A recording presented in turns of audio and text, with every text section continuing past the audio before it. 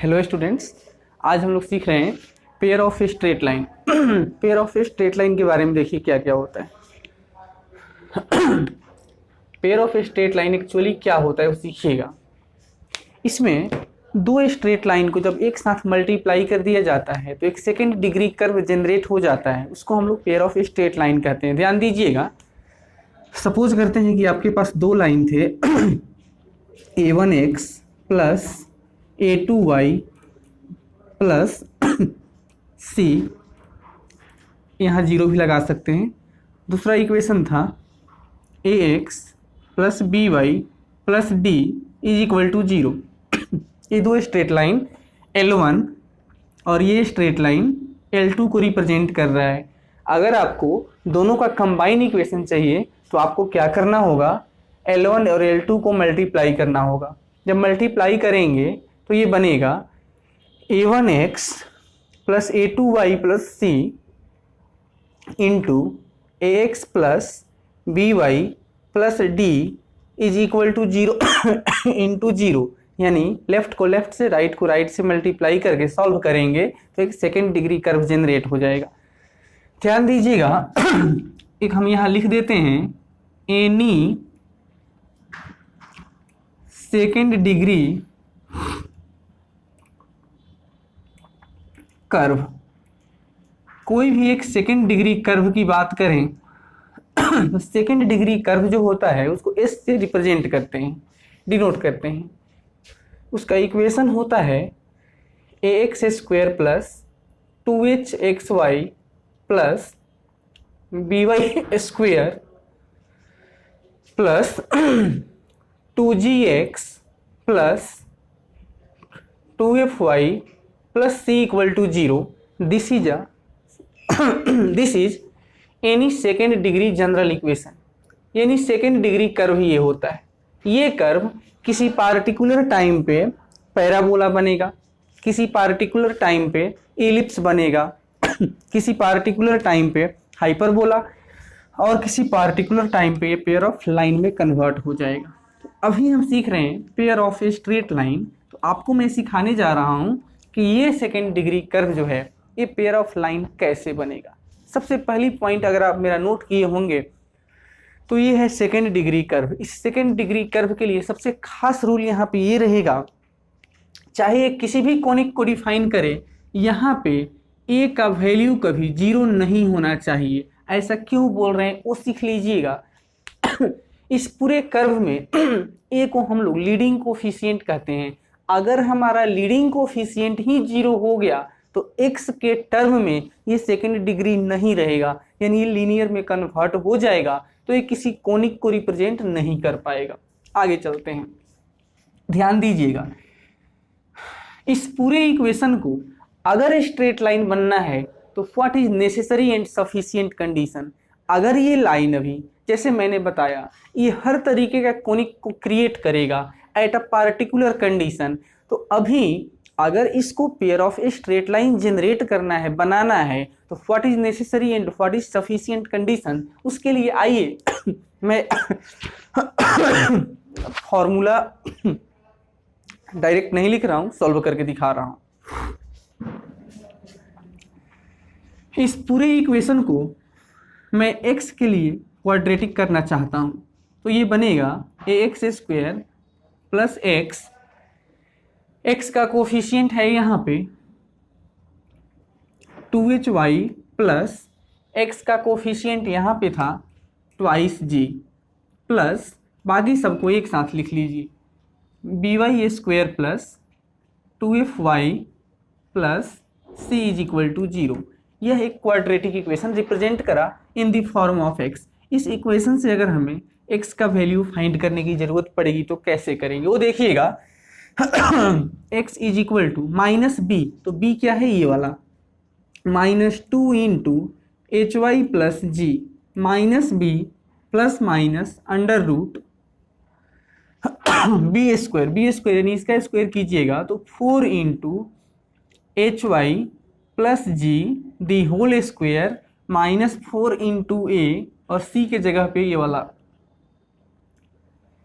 B Y square plus 2fy plus C upon 2 into A. अभी हमने direct यहाँ पे x का फॉर्मूला डिराइव कर दिया। ध्यान दीजिए, आगे लिखते हैं x is equal to minus 2 into H Y plus G plus minus. अब यहाँ देखिएगा यहाँ 4 है और यहाँ 4 है, दोनों में से कॉमन करेंगे, यहाँ 2 आ जाएगा, यहाँ 2 है, यानी पूरे ऊपर से 2 कॉमन होगा, इस 2 को कैंसिल कर दिया है ना। तो क्या बचेगा यहाँ पे देख लीजिए, a प्लस बी का whole square H square Y square plus 2h Y G plus G square, ये इतना हो गया, माइनस यहाँ पे a पहले से था, इसको मल्टीप्लाई कर देंगे तो A B Y square plus 2a F Y plus A C upon आपका यह a था। x का वैल्यू जो आ रहा है -2 into H Y plus G plus minus under root. आगे देखिएगा वाई स्क्वायर यहाँ पे है, तो वाई स्क्वायर का क्वाड्रेटिक इक्वेशन इसमें हम लिखेंगे, तो वाई स्क्वायर को आप कॉमन करेंगे तो क्या बनेगा, एच स्क्वायर माइनस ए बी, वाई को कॉमन कर रहा हूँ, वाई मत कीजिए 2y कर लीजिए 2y कॉमन करेंगे तो ये बन जाएगा एच जी 2y कॉमन किया तो माइनस ए एफ प्लस ये रहा आपका जी स्क्वायर, ये रहा माइनस ए सी। मैं बोल सकता हूँ कि इस रूट के अंदर जो टर्म आपको दिखाया गया है ये टर्म कैसा है, तो क्वाड्रेटिक है इन the form of y। Upon कितना है नीचे, तो a चल रहा था। ध्यान दीजिएगा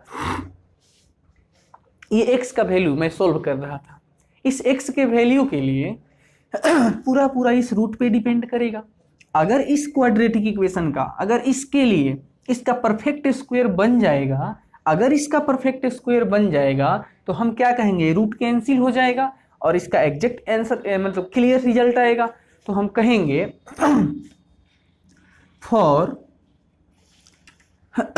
सपोज कर लीजिएगा ये फर्स्ट इक्वेशन था, फॉर इक्वेशन फर्स्ट टू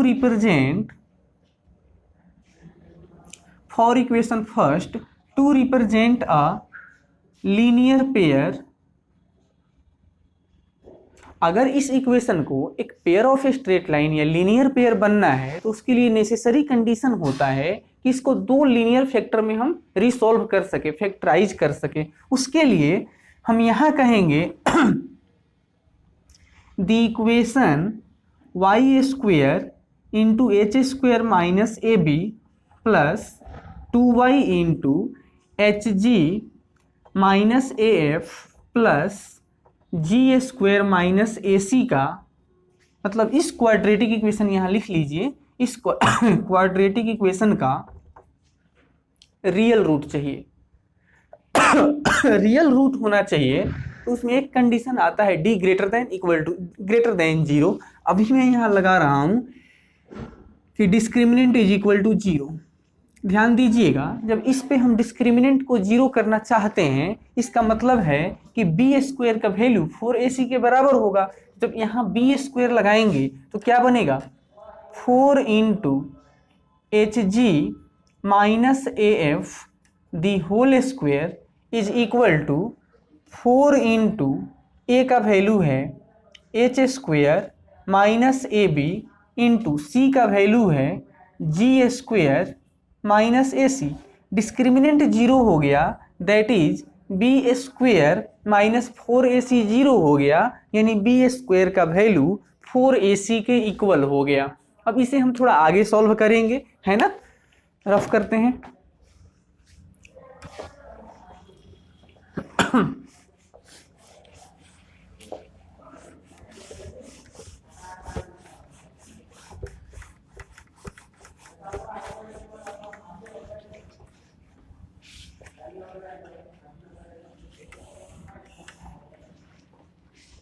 आई तो इसको थोड़ा सॉल्व कर लीजिए। 4 से 4 यहाँ कैंसिल हो रहा था। a माइनस बी का होल स्क्वायर कर लीजिए, तो H square G square minus 2h AF G, देख लीजिए एच जी एफ हो गया, plus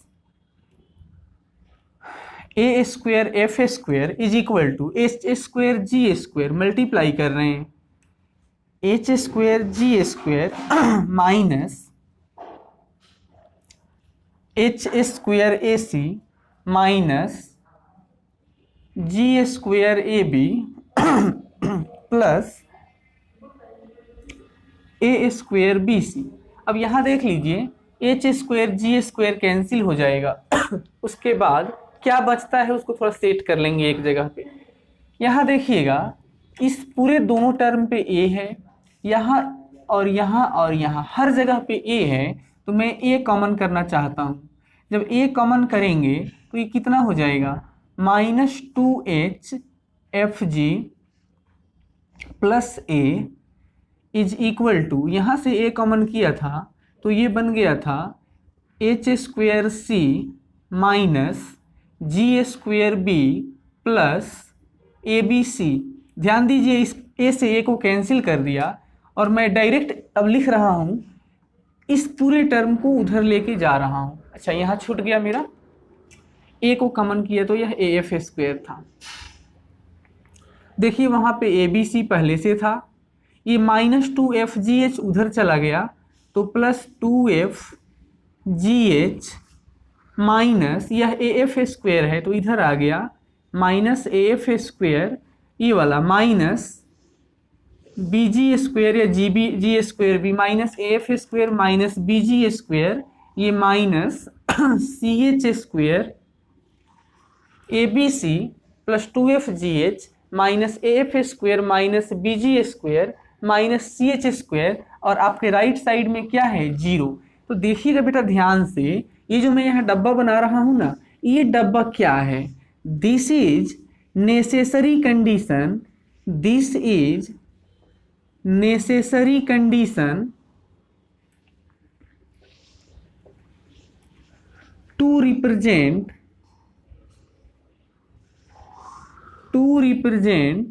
equation number 1 to a pair of lines. देखिए बड़ा आसान है, अगर हमारा जो इक्वेशन नंबर 1 शुरू में आपको लिख कर दिया था उस इक्वेशन को, उस सेकेंड डिग्री कर्व को अगर एक पेयर ऑफ लाइन बनाना है तो ये नेसेसरी कंडीशन है। और ये बहुत इंपॉर्टेंट फॉर्मूला है, इस पे सीधे सीधे सवाल पूछ लिए जाते हैं JEE मेंस में। तो आप याद रखें, what is necessary and sufficient condition to a second degree curve defining a pair of line, वो है ABC plus 2fgh minus AF square minus BG square minus CH square equal to 0। इससे बन जाता है पेयर ऑफ स्ट्रेट लाइन। अब ध्यान दीजिएगा, ये जब दो स्ट्रेट लाइन की बात हो रही है, ये जब दो स्ट्रेट लाइन को आप प्लेन में ड्रॉ करेंगे तो क्या क्या पॉसिबिलिटी है। जब दो स्ट्रेट लाइन है, दो पेयर एक साथ हम लिखने की कोशिश करेंगे, जब उनको हम प्लेन पे ड्रॉ करेंगे तो हो सकता है वो दोनों लाइन कहीं ना कहीं इंटरसेक्ट कर रहा होगा। जब वो दोनों लाइन इंटरसेक्ट करेगा तो उसका पॉइंट ऑफ इंटरसेक्शन भी आपको निकालना पड़ सकता है। पॉइंट ऑफ इंटरसेक्शन के बाद हो सकता है दोनों जहां इंटरसेक्ट किए वहां कोई एंगल बन रहा होगा। आइए इन सभी चीजों पे हम थोड़ा धीरे धीरे चर्चा करते हैं आगे, है ना। तो आइए आपको हम सबसे पहले सिखाएंगे angle of intersection, angle of intersection between pair of lines, angle of intersection between pair of lines. हम सीधा सीधा उतना ही आपको सिखा देते हैं जिससे डायरेक्टली आप क्वेश्चन सॉल्व कर सकते हैं, फालतू की बातों से कोई मतलब नहीं है। देखिएगा, दोनों लाइन के बीच का एंगल निकालने का फॉर्मूला है theta is equal to tan inverse mod 2 into H square minus AB upon A plus B. इस फॉर्मूले से आप दो लाइन के बीच का एंगल फाइंड आउट कर सकते हैं। अब इसमें कंडीशन नंबर 1 है कि इफ किसी कारण से अगर एच स्क्वायर का वैल्यू ए बी के बराबर हो जाता है, अगर ये एच स्क्वायर ए बी के इक्वल हो गया, ये पूरा जीरो हो गया, tan inverse zero is zero, यानी कि थीटा का वैल्यू जीरो हो गया, यानी दोनों लाइन के बीच में कोई एंगल नहीं बना था, यानी कि लाइंस कैसे थे, पैरेलल लाइन थे, दो स्ट्रेट लाइन, दो पेयर ऑफ स्ट्रेट लाइन। अगर हमारे पैरेलल लाइन होंगे तो कंडीशन क्या रखोगे, एच स्क्वायर का वैल्यू ए बी के इक्वल था। पैरेलल लाइन को आप यहाँ बोल सकते हैं कोइंसिडेंट लाइन, यानी एक ही पाथ पे दोनों ट्रेवल करते हैं, दैट इज कोइंसिडेंट लाइन। आगे देखिएगा, अगर किसी कारण से a प्लस बी का वैल्यू जीरो हो जाता है, अगर किसी कारण से a प्लस बी का वैल्यू जीरो हो जाएगा तो नीचे जीरो लिखेंगे अनडिफाइंड, नीचे जीरो लिख दिया इन्फिनिटी, और tan इनवर्स इन्फिनिटी का मतलब हो गया कि थीटा का वैल्यू π/2 आ गया, यानी कि जब दोनों के बीच का एंगल 90 हो गया तो लाइंस कैसे थे, म्यूचुअली परपेंडिकुलर लाइन थे। तो ये हमारे पास कंडीशन है, दो स्ट्रेट लाइन जब पैरेलल होगा तो आपके पास कंडीशन है एच स्क्वायर का वैल्यू ए बी के बराबर होगा। याद रखेंगे इस बात को, दो लाइन जब परपेंडिकुलर हैं तो ए प्लस बी का वैल्यू जीरो की इक्वल होगा, that is second degree curve में coefficient of X square plus coefficient of y square must be equal to 0, then the both pair of lines are perpendicular to one another। आगे देखते हैं कि जब दोनों line एक, अब इन सभी पे क्वेश्चन भी करना है हमें, जब ये दोनों लाइन एक दूसरे को इंटरसेक्ट करते हैं तो पॉइंट ऑफ इंटरसेक्शन क्या आता है वो देखिएगा।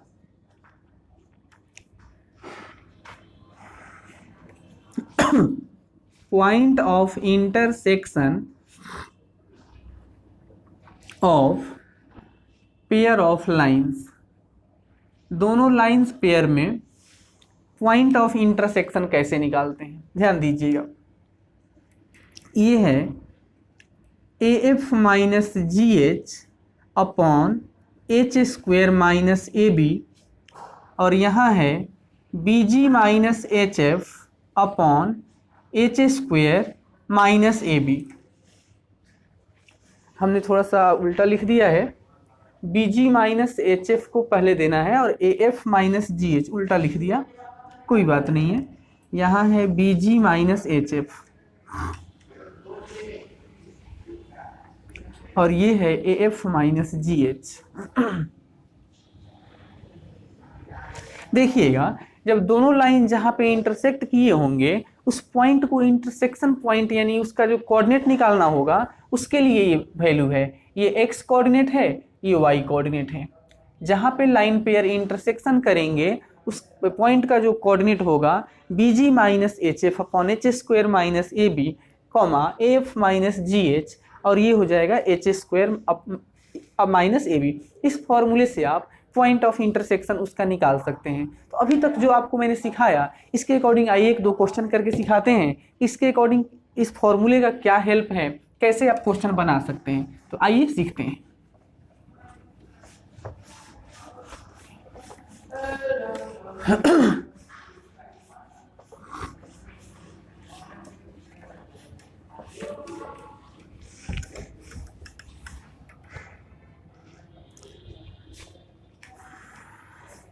क्वेश्चन लिख लेते हैं।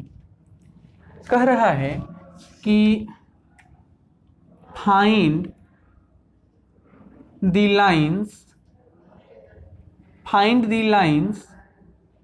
whose combined equation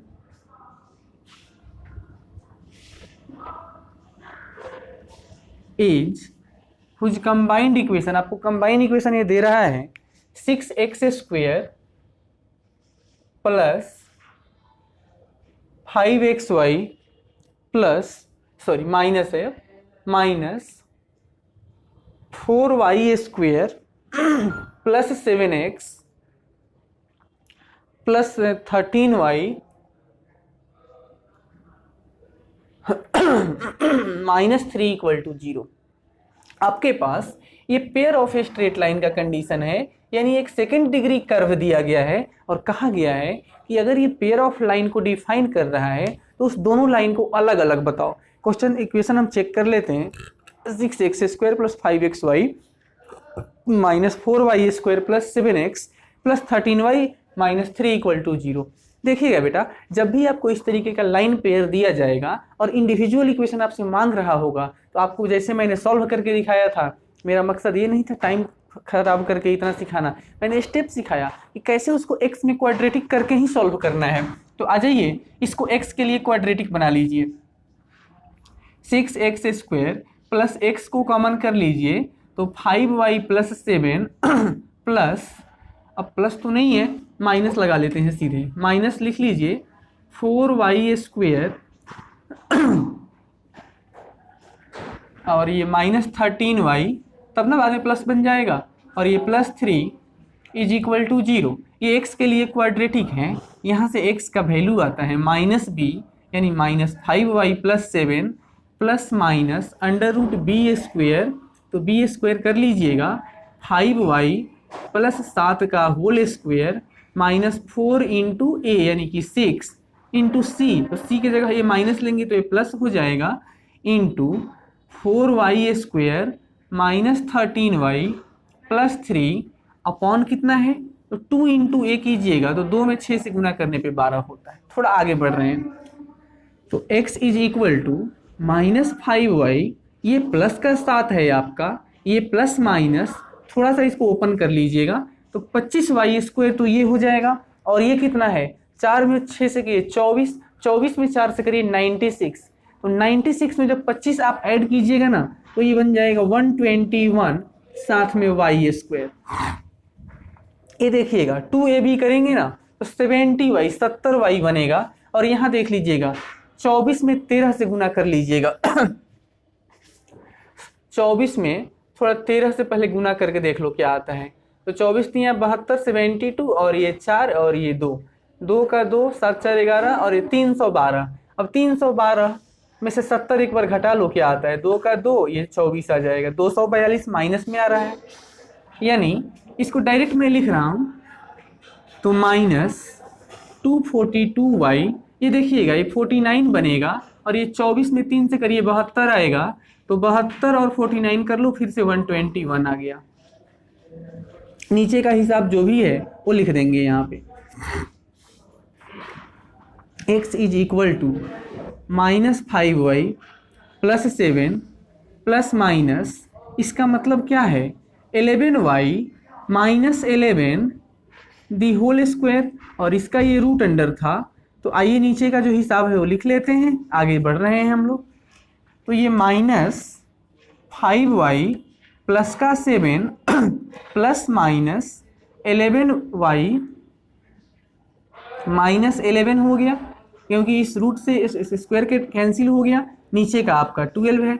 अब आ जाते हैं इधर, तो x का वैल्यू क्या क्या आएगा वो देखिएगा।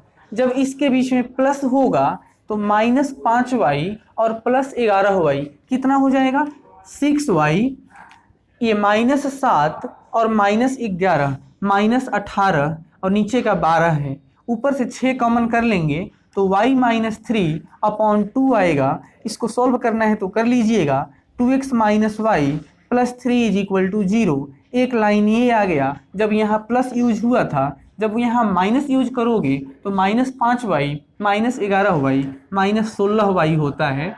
ये -7 और +11 -7 और +11 4 हो जाता था, नीचे का 12 है, ऊपर से 4 कॉमन करेंगे तो -4y, ये हो जाएगा +1, नीचे का 3 आना पड़ेगा। इसको अगर आप सॉल्व किए होते तो ये बन सकता था 3x + 4y - 1 = 0। ध्यान दीजिएगा, आपके पास एक पेयर ऑफ स्ट्रेट लाइन का इक्वेशन गिवन था, उससे मैंने 2 अलग अलग इंडिविजुअल स्ट्रेट लाइन बना दिया। This is the basic procedure to find individual equation from the joint equation. Joint equation को सॉल्व करके अलग अलग दो इक्वेशन लाने का ये मेथडोलॉजी है। इस मेथड से हम लोग काम करके इक्वेशन सॉल्व कर सकते हैं। याद रखेंगे आपको करना क्या है, आपको हर हमेशा इस बात का ध्यान रखना पड़ेगा कि आप जो इक्वेशन बनाने जा रहे हैं वो x के लिए क्वाड्रेटिक होना जरूरी है। आइए आपको एक क्वेश्चन और आगे हम सिखाएंगे, है ना।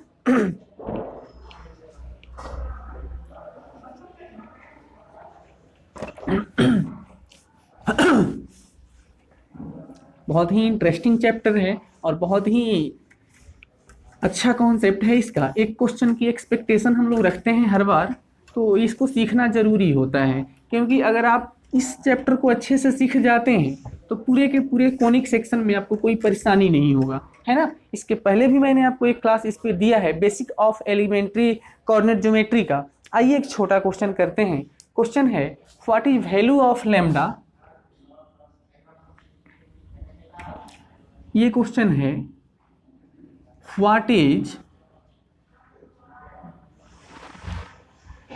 Value of lambda if 2x square plus 7xy plus 3y square plus 8x plus 14y plus lambda equal to 0 is pair of line.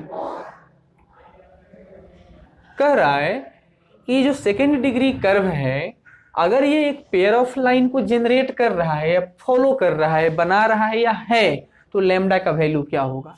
अभी आपको सिखाया था कि कोई भी सेकेंड डिग्री कर्व अगर पेयर ऑफ लाइन को फॉलो करेगा तो उसके लिए नेसेसरी कंडीशन था ABC plus 2FGH minus AF square minus BG square minus CH square का वैल्यू 0 होना काफ़ी जरूरी होता है।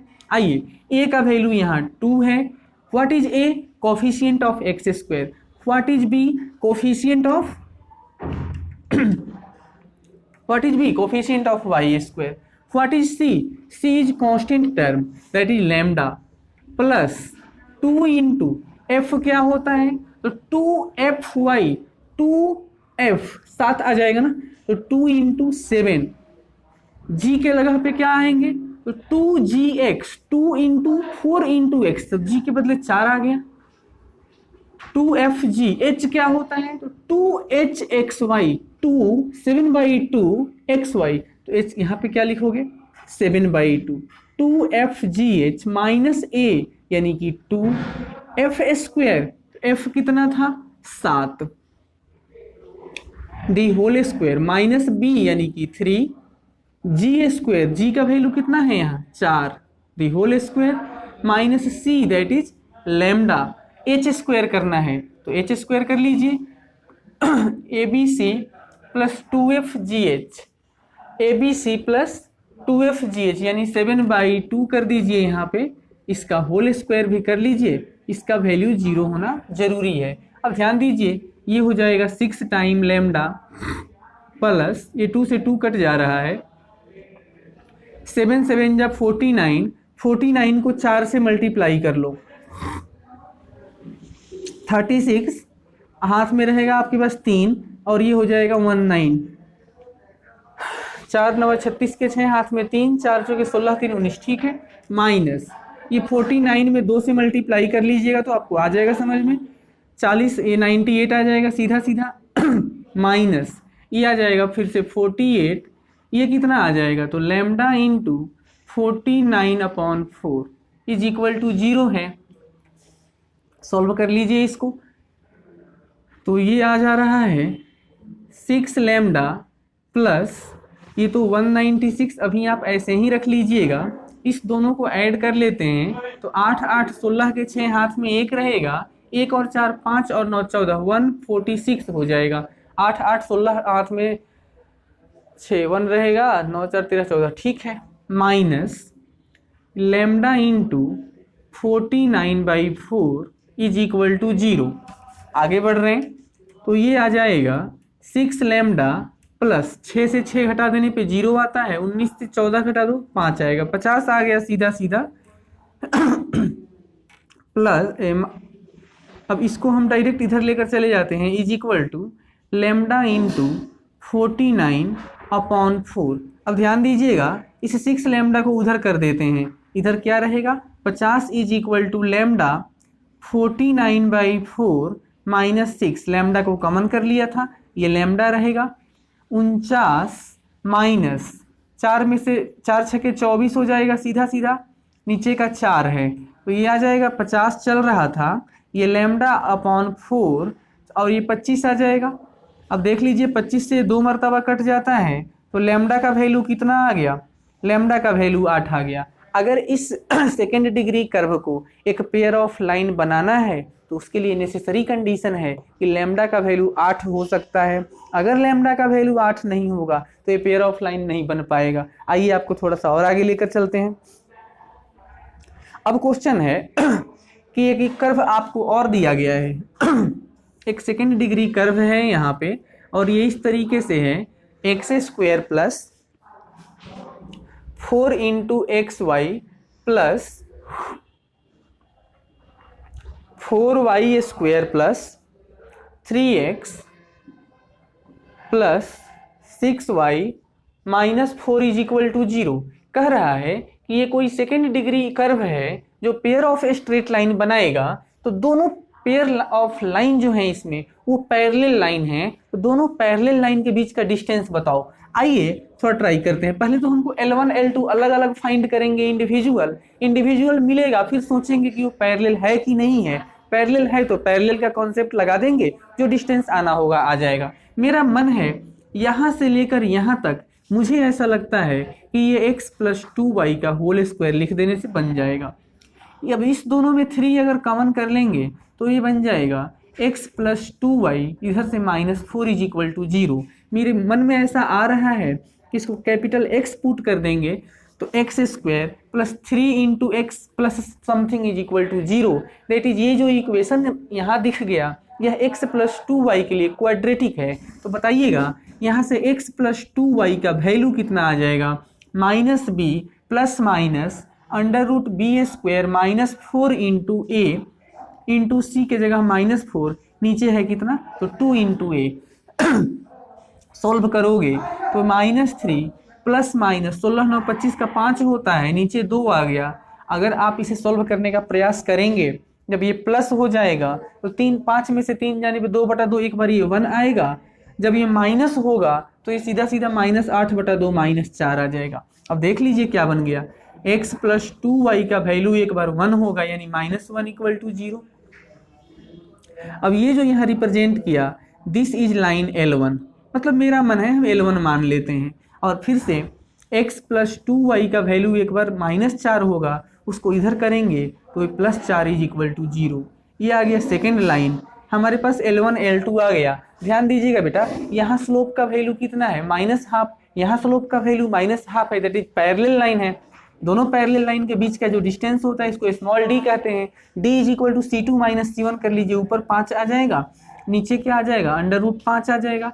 और इसे सब सोल्व कर लीजिएगा तो सीधा सीधा √5 आ जाएगा। और डिस्टेंस है तो यूनिट में लिखेंगे। तो दो पैरेलल लाइन के बीच का डिस्टेंस हमने निकाल दिया, √2 यूनिट आ गया। आइए आपको थोड़ा सा और आगे हम लेकर चलते हैं कि ये पेयर ऑफ लाइन जब ओरिजिन से पास करता है तो इस पे क्या प्रभाव पड़ता है।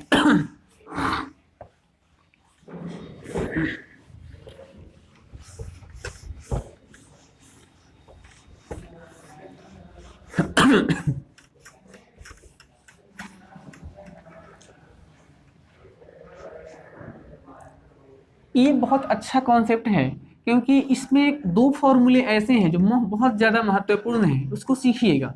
लिखता हूं मैं, पेयर ऑफ लाइंस।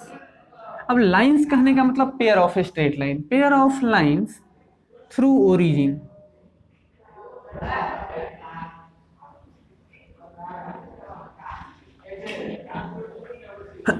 देखिएगा जो सेकेंड डिग्री कर्व था, आपके पास जो सेकेंड डिग्री कर्व था ax² plus 2hxy plus by² plus 2gx plus 2fy plus c is equal to 0। ये कर्व जो था एक सेकेंड डिग्री कर्व था। ध्यान दीजिएगा, ये जब सेकेंड डिग्री कर्व था तो ये ओरिजिन से पास अभी नहीं हो रहा था, लेकिन अब कंडीशन क्या अप्लाई करना है कि ये ओरिजिन से पास करेगा। हम लिखेंगे कि व्हेन, इस लाइन का नाम एस रखा है, when S passing through origin, जब ये ओरिजिन से पास करेगा तो क्या प्रभाव पड़ेगा। पासिंग थ्रू ओरिजिन, जब ये ओरिजिन से पास करेगा तो देखिएगा कोई पहाड़ नहीं गिरने वाला है। यहाँ पे करना क्या है, इसका होमोजीनियस पार्ट केवल उठाएंगे। यहाँ डिग्री 2 है, यहाँ डिग्री 2 है, यहाँ डिग्री 2 है, इसको केवल हम इक्वेट करते हैं 0 के इक्वल। दैट इज ये बन जाएगा ax² plus 2hxy plus by² is equal to 0। जब ये ओरिजिन से पास करेगा तो इस पे ये इफेक्ट आता है। ध्यान दीजिएगा, ज़्यादा इसमें आपको जानकारी हम नहीं बता रहे हैं क्योंकि हमें ज़रूरत नहीं है। हमें मेनली यहाँ से 2 फॉर्मूले डिराइव कर लेना है जो एक क्वेश्चन बनाने में हेल्प करता है, उससे ज़्यादा हमें कुछ नहीं जानना है और आपको हम समय बर्बाद इस पर नहीं करेंगे। इस पूरे इक्वेशन में इसमें मैं x² से डिवीजन करने जा रहा हूँ, तो यह a हो जाएगा, ये हो जाएगा 2h y/x plus b into y/x the whole square is equal to 0। मेरा मन है इसको ऐसे लिखने का, b into y/x the whole square plus 2h y/x plus a is equal to 0। ध्यान दीजिए, यहाँ पे ये जो डब्बा बना दिया, ये डब्बा y/x के लिए क्वाड्रेटिक इक्वेशन है। उस y/x में जब ये क्वाड्रेटिक इक्वेशन है, यहाँ b को लीडिंग कोफिशिएंट कहते हैं। b के नेचर पे ही इसका पूरा कैरेक्टर हम डिसाइड कर सकते हैं।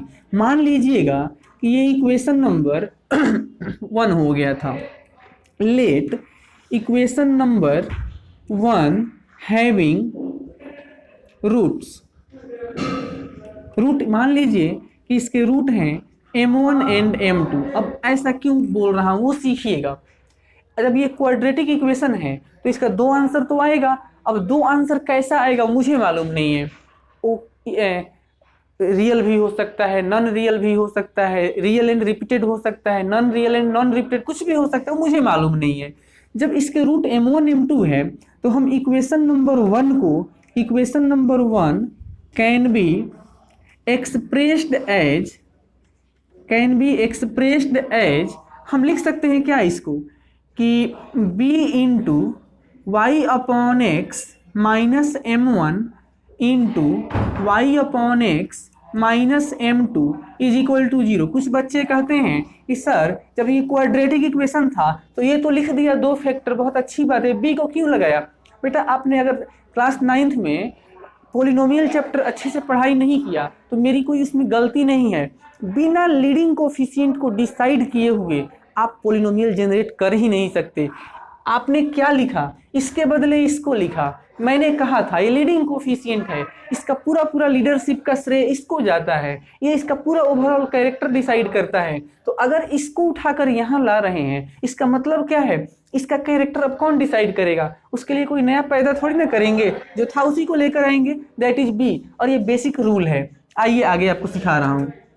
ये b रहेगा, ये y माइनस m1x नीचे x रहेगा इंटू ये y माइनस m2x नीचे x रहेगा इज इक्वल टू 0। नीचे x² बन गया, वो क्रॉस मल्टीप्लाई में जाके खत्म हो गया। मल्टीप्लाई करते हैं थोड़ा, तो ये हो जाएगा y² minus y/m2x minus m1xy plus m1m2 x² is equal to 0। कुछ बेवकूफ़ लोग कहते हैं कि इस b को इधर 0 कर दो। अरे नहीं कर सकते ना, ये लीडिंग कोफिशिएंट है, ये b 0 नहीं हो सकता है। मैं यहाँ भी लिख रहा हूँ, यहाँ ये b 0 हो ही नहीं सकता है, इसीलिए यहाँ भी इस चीज़ का ध्यान रखेंगे, b को 0 आप कर नहीं सकते। आप इसको मल्टीप्लाई कीजिएगा तो ये बन जाएगा by² माइनस, इस दोनों में xy कॉमन कर लेंगे, तो xy आप कॉमन मत कीजिए अभी, b y square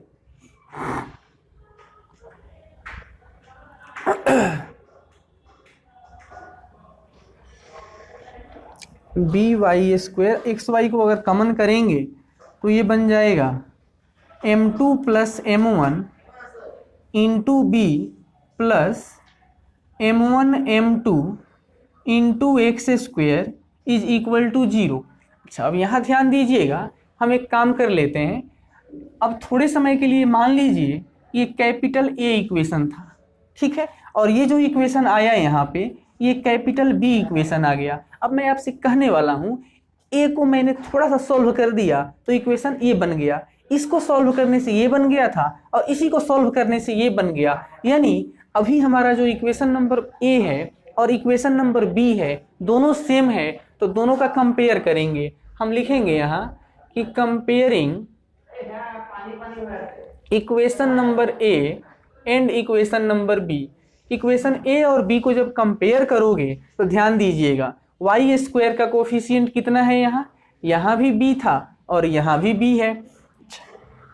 x Y का कोफिशिएंट देख लीजिए यहाँ कितना था, तो एक्स वाई का कोफिशिएंट था 2h और यहाँ एक्स वाई का कोफिशिएंट कितना है, तो यहाँ एक्स वाई का जो कोफिशिएंट है वो है minus B into m1 plus m2।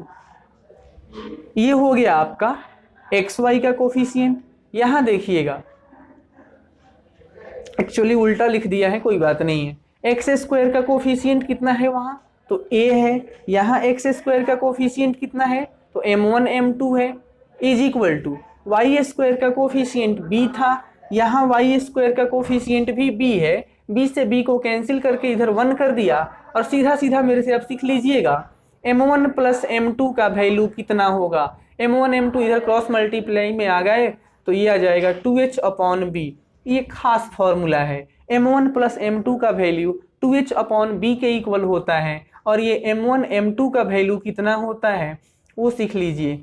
m1 m2 का वैल्यू कितना होगा एक्चुअली हमने ये एक्स स्क्वायर का कोफिशिएंट लिया था, a था यहाँ पे, और एक्स स्क्वायर का कोफिशिएंट m1 m2, तो m1 m2 का वैल्यू आ जाता है, हमने थोड़ा सा कहीं मिस्टेक कर लिया, आपके पास m1 m2 का वैल्यू जो है b अपॉन ई आना चाहिए। फिर से हम चेक कर लेते हैं m1 m1 प्लस m2 का value minus 2h upon B, ठीक है, और आपका x का कोफिशिएंट वहाँ था। ओके, हमने देखिए b से मल्टीप्लाई करने पे यहाँ पे छूटा हुआ था, तो b m1 m2 था ये एग्जैक्टली, तो m1 m2 का वैल्यू जो है वो आ जाएगा a अपॉन b। तो ये जो दोनों ब्रैकेट में बना के आपको दे रहा हूँ ये खास फॉर्मूले हैं, इसका ध्यान आपको रखना पड़ेगा। इसके हेल्प से काफ़ी सारे क्वेश्चन सॉल्व होते हैं। पेयर ऑफ स्ट्रेट लाइन जब ओरिजिन से पास करता है उस वक्त क्या क्या काम होता है वो सीख लीजिए। उस वक्त sum of the slope of this line is minus 2h upon B होता है, प्रोडक्ट ऑफ द स्लोप जो है a अपॉन बी के इक्वल होता है। अब इस कॉन्सेप्ट के अकॉर्डिंग आइए आपको कुछ प्रश्न बनाने का मैं सिखा रहा हूँ। याद रखेंगे, जब कोई लाइन ओरिजिन से पास करता है और वो पेयर ऑफ लाइन बन रहा था उस वक्त इसमें क्या क्या कंडीशन अप्लाई करना है, तो उस वक्त आपको कंडीशन ये अप्लाई करना है कि उसका होमोजीनियस पार्ट 0 होगा। होमोजीनियस पार्ट अगर 0 हो रहा है तब हम क्या करेंगे, सम ऑफ द स्लोप का value minus 2h upon B करेंगे, product of the slope a upon B के इक्वल करेंगे। आइए एक क्वेश्चन आपको सिखा रहा हूं। कह रहा है इफ द, एक प्रश्न है, if the sum of the slope, if the sum of slope of sum of slope of एक लाइन है आपको X square minus 2x cy minus 7y square equal to 0 is sum of slope of this pair of line is 4 times their product, 4 times their product, then find the value of C, C का value find out करना है इस प्रश्न में। यानी ये जो line pair है, ये पेयर ओरिजिन से पास करेगा। अब कहा तो नहीं था, अपने मन से लगा दिया। क्यों लगाया वो देखो, होमोजीनियस इक्वेशन है ना, तो ओरिजिन से पास किया होगा। तो बताइएगा, जब इस होमोजीनियस लाइन है, ओरिजिन से पास किया है, तो सम ऑफ स्लोप कितना होता है? -2h अपॉन बी, -2 अपॉन, अभी h का वैल्यू निकालते हैं, 2h, h की जगह कितना है, और एक्चुअली ये -c है क्योंकि प्लस होता है बीच में। अच्छा, b क्या होता है? तो y² का कोफिशिएंट -7, सॉल्व कर दीजिएगा तो ऊपर 2c, नीचे -7 आ जाएगा। सम ऑफ स्लोप आ गया। प्रोडक्ट ऑफ स्लोप कितना होता है? तो प्रोडक्ट ऑफ स्लोप का फॉर्मूला है a अपॉन b। तो a का वैल्यू कितना है? a क्या होता है? कोफिशिएंट ऑफ x², b क्या है? -7। तो ये भी निकल गया m1 m2। अब अकॉर्डिंग टू क्वेश्चन था कि sum of the slope m1 plus m2 जो होगा 4 time the product of the slope, 4m1 m2। तो m1 प्लस m2 का वैल्यू यहाँ से उठाकर रखेंगे -2c/7, और ये 4 है और ये -1/7। ध्यान दीजिए 7 से 7 कट जाएगा, 2 से 2 मरतबा कट गया, c का वैल्यू आ गया +2। यानी जब c का वैल्यू 2 होगा तभी इसमें ये कंडीशन अप्लाई हो सकता है कि sum of slope is 4 time the product of the slope. इसका ये बात है ना। आइए आगे बढ़ रहे हैं। एक और छोटा प्रश्न लीजिएगा। कह रहा है कि इफ लाइन्स पेयर एक लाइन पेयर आपको यहाँ दिया जा रहा है और ये कह रहा है कि ax² plus 5xy plus 2y² is equal to 0। ये लाइन पेयर हैं, यानी इसमें जो दो अंदर लाइन छिपी हुई है वो दोनों लाइंस कैसी हैं? कह रहा है if the lines pair are perpendicular to one another, दोनों लाइन परपेंडिकुलर हैं, तो कह रहा है बताइए अल्फा का वैल्यू क्या होगा। देखिएगा ये लाइन पेयर कैसा है, ओरिजिन से पास करेगा क्योंकि होमोजीनियस इक्वेशन है। जब लाइन पेयर परपेंडिकुलर है तो अभी आपको सिखाया था a प्लस b का वैल्यू 0 हो जाएगा। a क्या है यहाँ पे? a का मतलब कोफिशिएंट ऑफ x², a का वैल्यू a ही है। b क्या होता है? y² का कोफिशिएंट ये 2 है, इज इक्वल टू 0। a का वैल्यू आ गया -2। बहुत आसानी से हमारा काम हो रहा है। तो अगर फॉर्मूले पकड़ गए तो फिर तो कोई परेशानी ही नहीं है क्वेश्चन बनाने में, और नहीं पकड़ेंगे तो फिर आपको परेशानी होगा। इसलिए आसान है कि मैंने आपको हर फॉर्मूले को एक्सप्लेन करके समझा दिया, प्रूफ करके दे दिया। अब आप उसको सॉल्व करेंगे। आइए एक दो छोटे छोटे और क्वेश्चन को हम लोग करेंगे, है ना।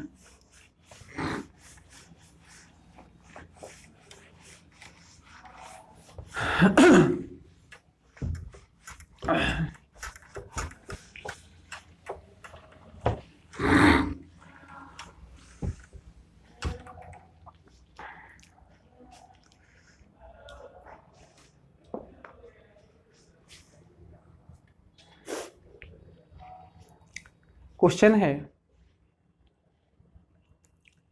इफ द एंगल बिटवीन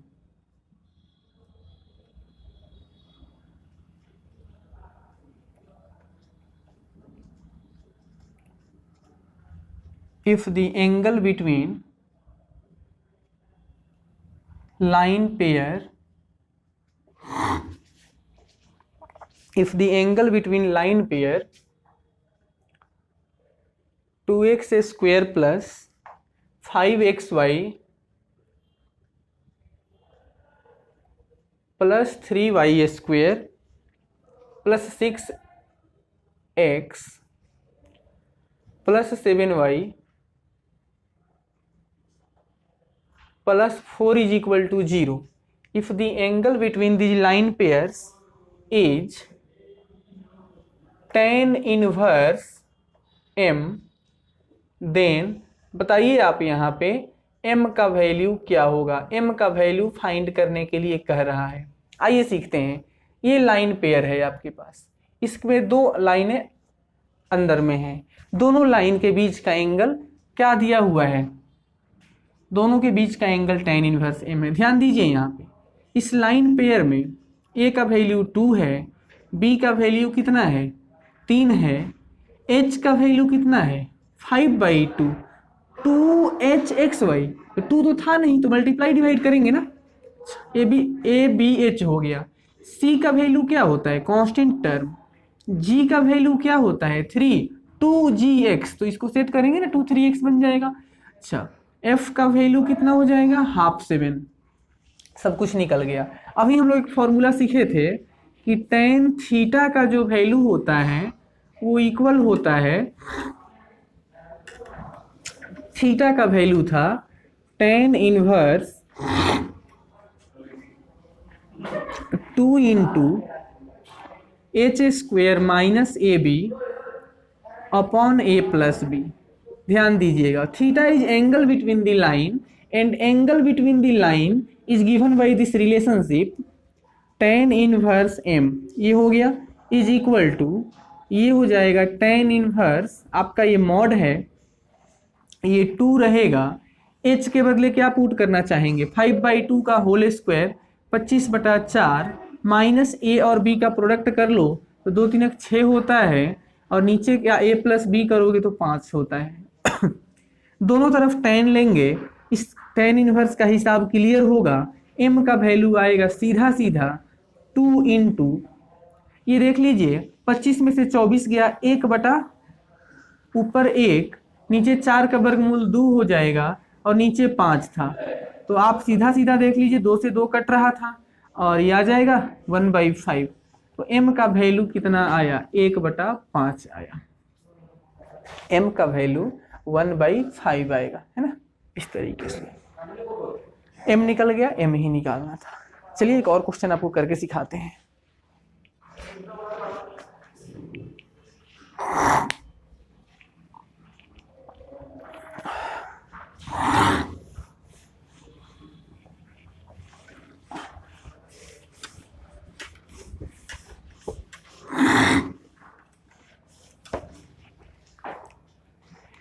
एक आपको लाइन पेयर गिवन है, यहाँ एक सेकंड डिग्री कर्व है, लाइन पेयर सपोज करिए ये है, और ये कह रहा था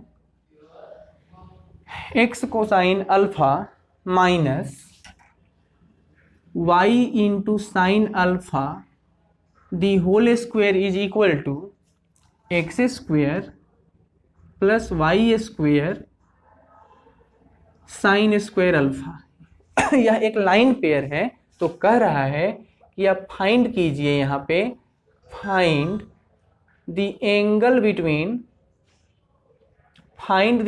बिटवीन लाइन पेयर और लाइन पेयर। कोई समस्या नहीं है, दोनों लाइन पेयर के बीच में एंगल फाइंड आउट करना है। एंगल फाइंड करने के लिए क्या क्या चीज़ें चाहिए, tan theta is equal to 2h² minus AB upon A plus b. Basically ABH की ज़रूरत है, उसके लिए इसको सेकेंड डिग्री टर्म में सबसे पहले सेट करके लिखना पड़ेगा।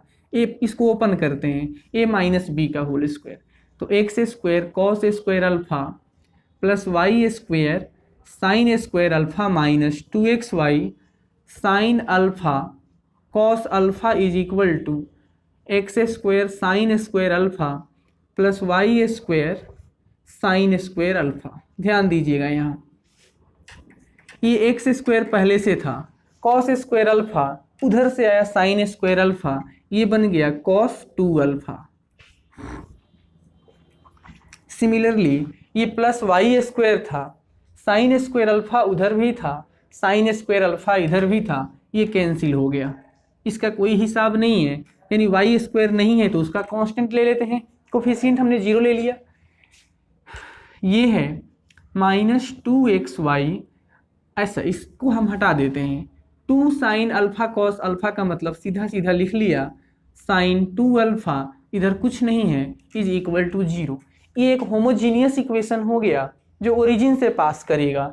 जब ये ओरिजिन से पास करेगा तो यहाँ बता सकते हैं a का वैल्यू क्या है, what is a, coefficient of x², ये है cos 2 alpha.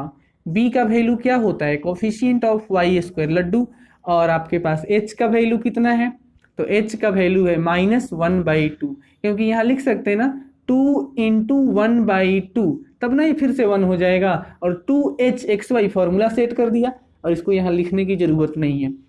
A B H मिल गया, दोनों के बीच का एंगल होता है theta is equal to tan inverse 2 into h square minus A b upon a plus B.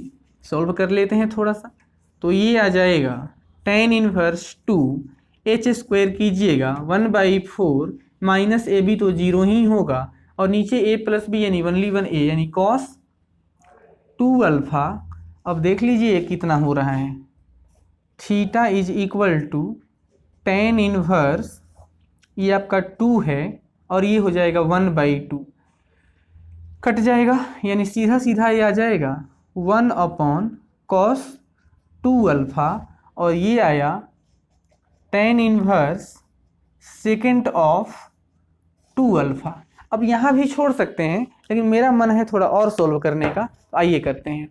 हमारे पास आ गया है theta is equal to tan inverse, mod हटा भी देंगे तो कोई बात नहीं है, सेक 2 अल्फा।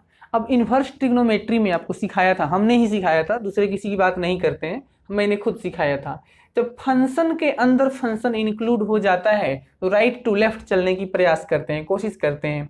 क्या पुट करोगे, तो पुट करना होगा यहाँ पे लेट, अच्छा यहाँ एक और काम कर लीजिए आप, यहाँ पुट करके भी कोई फ़ायदा नहीं है, यहाँ छोड़ दीजिए, पुट करके कोई फ़ायदा नहीं है, क्योंकि ये अपोजिट इसका रिवर्स ऑर्डर में है। सीधा सीधा आप निकाल दीजिए यहाँ से, ये आपका एंगल निकल गया, theta is equal to tan inverse second of 2 alpha. तो और भी क्वेश्चन का आप ट्राई कीजिए, है ना, फिर हम लोग मिलते हैं आगे।